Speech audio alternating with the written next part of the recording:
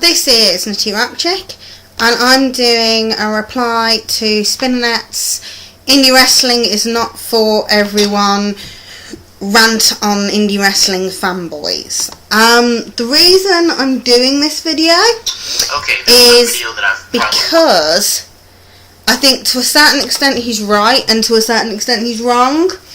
I know there's people who are going to be screaming at me for both of those statements, but give me a chance to explain why. Right. I can understand where he's coming from about fanboys in general.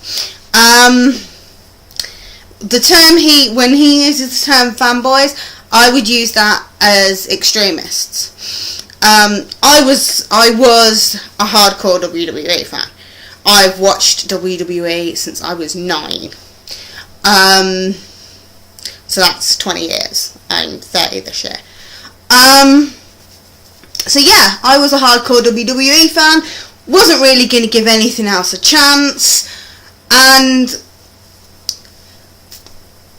started coming on YouTube because didn't really have any friends that were into wrestling. Got really frustrated about not being able to talk about it with people. And I found the people who were saying, go check out TNA, go check out ROH, go look at this, go look at that. And for a while I ignored them, I must admit I did. Because I was like, no, I'm a WWE girl, I'm a WWE girl. And partly I always will be, because it was the first promotion I ever watched and it was what made me fall in love with pro wrestling. But the guys who are fanboys for TNA and ROH, who I now talk to regularly, I thank them for the basic reason they opened my eyes to all this extra really good wrestling. Am I less a WWE fan? Not really. Am I now a TNA and an ROH fan as well? Yeah. I really enjoy wrestling. To me, it's not a set promotion that makes a difference. I just genuinely enjoy watching pro wrestling. And I think to say that indie wrestling wouldn't appeal to the majority of mainstream wrestling fans isn't true.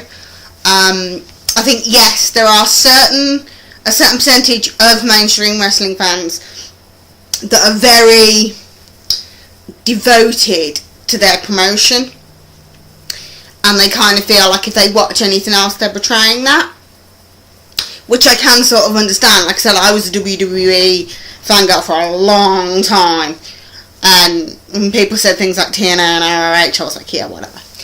But I tried it and I thought, okay, if I'm going to give this a chance, I'm really going to give it a chance. So I went back and I watched back history. I learnt about the feuds, I learnt about the characters, and then when I watched a pay-per-view, I knew why the guys were fighting. I understood the storylines, I understood where the passion was coming from. And yeah, Death Before Dishonor was my first ROH pay-per-view, but I thought it was amazing.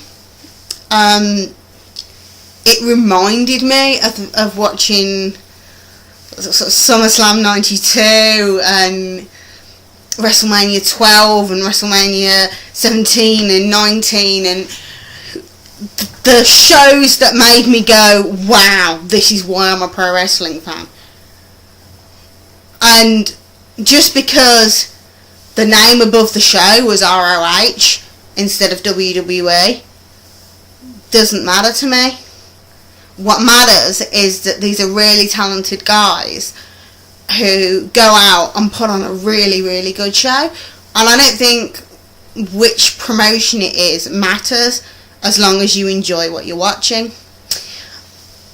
I do understand where he's coming from when he talks about fanboys, because a lot of people do jump on this you have to watch this and nothing else. And I'm kind of like, well, no. Because if you're a wrestling fan, you're a wrestling fan. And what promotion you watch should be irrelevant. I mean, it's not like there are millions of us. Well, I suppose probably are, maybe.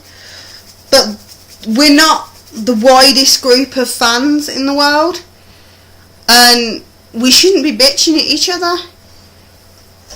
We should be sticking by each other. I don't think it matters whether you watch TNA, whether you watch ROH, or whether you watch WWE.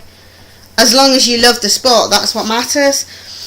I think the people who criticise other people for not watching a certain thing aren't doing anybody any favours. I do agree when he says if you love something, then maybe we should be making videos saying this feud is why I'm watching this, or this feud is why I'm watching this. This is what I enjoy about it. That makes a lot of sense to me.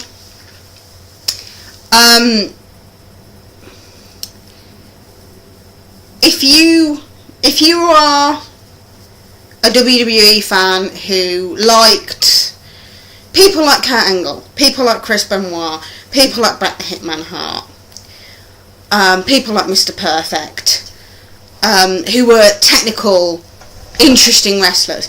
If you like guys like the Hardys and Edge and Christian back in the day, who are high-flying, fast-paced, innovative wrestlers. If you like Mexican Machine Guns, if you like Desmond Wolfe in TNA, then you probably will like ROH, because it's good wrestling, and it does have storylines, and it does have a lot of the things that WWE and TNA has, because yeah, it's pro wrestling. And if you like pro wrestling, you like pro wrestling. I think a lot of people tend to get caught up in the one against another too much. Yes, WWE has its faults. Yes, TNA has its faults. Yes, ROH has its faults. And the extreme fans of each have their faults because they become blindsided. No, I'm not saying that every single mainstream wrestling fan will love ROH in the same way that not everybody likes purple things. It's personal taste. But I think to say that most mainstream wrestling fans wouldn't like indie wrestling isn't true. Because it's just... It's not... Getting into any new promotion isn't an instant thing. Because, no, you don't know the storylines. But if you actually give it a real chance, then you probably will like it. I mean, to be fair, when I found TNA, I sat there and backwatched the entire of the classic matches thing on the YouTube homepage, which is 60 odd videos. I then watched an entire playlist of AJ Styles on Dailymotion, which was 137 videos. And yeah, I fell in love with some of the guys. I found some of the enthusiasm that I'd lost in WWE over the years because it gave me something new. I don't think that it's necessarily any worse or any better. I wouldn't say that any of them are any worse or any better. They all have their faults and they all have their good points. And I'm out of time, so that was my ramble on